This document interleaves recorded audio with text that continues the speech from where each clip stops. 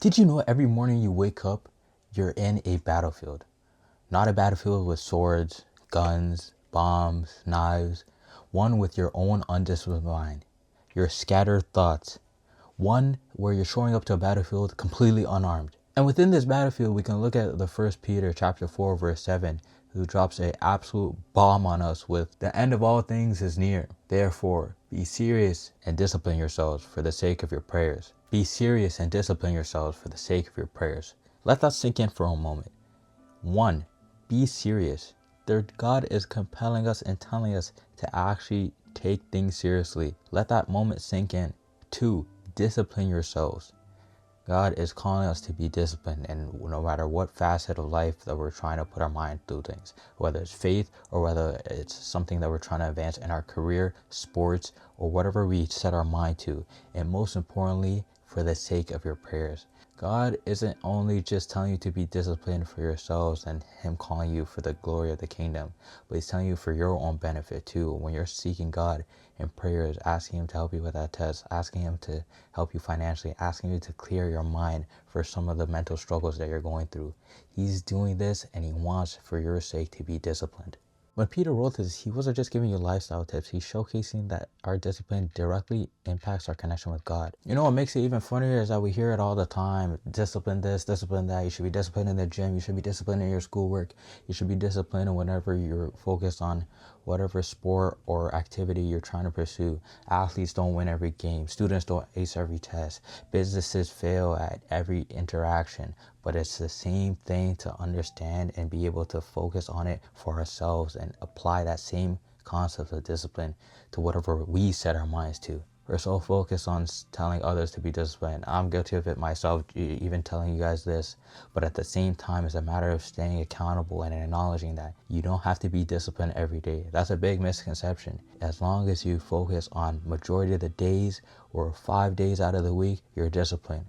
3 weeks out of the month, you're disciplined. 9 times out of the year, you're disciplined. You take in those portions, you're able to stay disciplined more times than you're not. You're able to win the week, the month, and the year. And it's unfortunate because we think one mess up and then we're right back to square one, that all our progress that led up to us being consistent throughout this entire time just means nothing.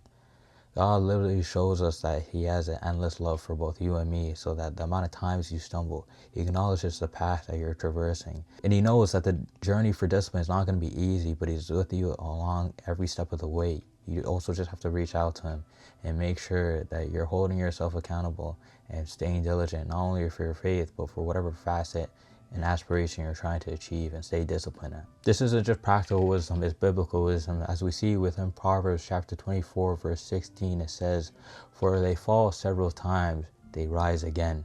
They rise again. No matter how many times you fall, like I said, the journey within your strive to be disciplined and stay on the path, it's not going to be easy. It's going to be treacherous, but the amount of times you fall off, you have to be willing to get back up.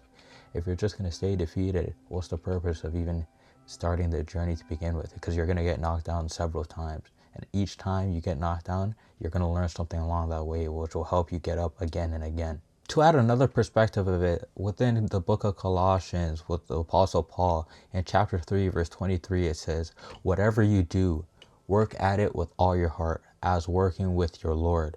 Notice how it doesn't say work at it until you fail and then just give up. It says with all your heart, because we know, God knows that you will struggle. And in the path for the struggling, the path towards discipline, you have to struggle. That's the point where it makes it harder, where as opposed to motivation, instead it's focused on discipline. Because with motivation, you're going to not be compelled to do things at certain days and then you don't have to do it. With discipline, it doesn't matter how you feel. Stuff needs to get done. Stuff needs to get done. When stuff needs to get done, it sometimes feels alarming. But like I said before, when I made the point where it doesn't necessarily have to be every day, every week, every month. It just has to be more often than you staying uncommitted. So what does this actually look like in terms of staying disciplined and staying on top of things and being able to win majority of the time as opposed to not winning majority of the time. Well, first we can acknowledge the beauty in this, where you don't have to be perfect, you just have to be present. You don't have to be flawless, you just have to be faithful. When it comes down to breaking it into steps, we can look at it like this. One, start small.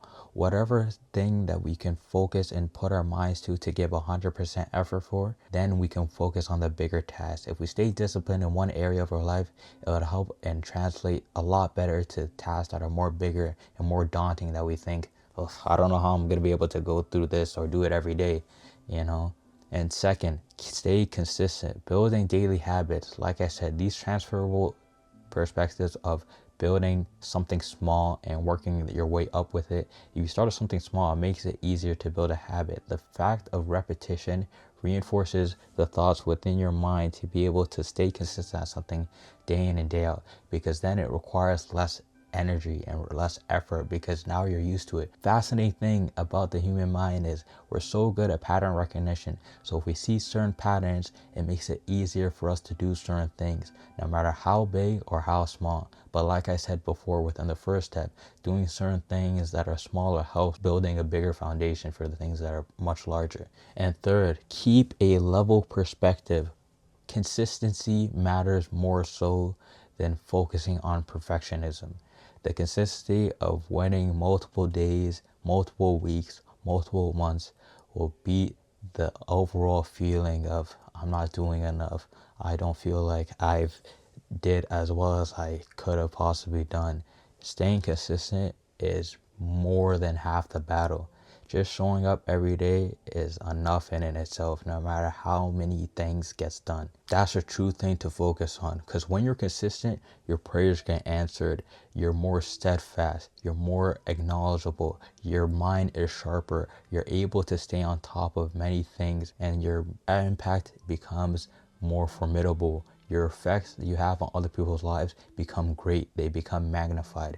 So if you acknowledge and stay disciplined, and like I said, no matter what aspect of your life that you want to stay disciplined in, God will reward you, as well as God will be there to help you alongside the way. Friends, I also just want to highlight that it's okay to fail. You're not going to be able to have everything figured out right away. The amount of times in the path to discipline, God doesn't want you to be afraid of failure. He just wants you to try, and he wants you to reach out to him in the times that you're struggling. Like I said, if you manage to stay disciplined for 5 days out of the 7, you win the week. If you manage to stay disciplined 3 out of the 4 weeks in a month, you win the month. If you're able to stay disciplined for 9 months out of the 12, congratulations, you won the year. And that focus is not highlighting that there's certain days you missed, certain weeks you missed, certain months you missed. It's the fact that you're able to show up at a consistent rate more times than you didn't. All those other times within those 2 out of the 7 days, within that 1 week out of the month, within those 3 months out of the 12 that you weren't able to stay disciplined, that's fine. That's a learning experience. That's a stepping stone. Friends, I want you to remember this truly. God doesn't need you to be perfect. He just wants you to try and stay disciplined. God bless, friends.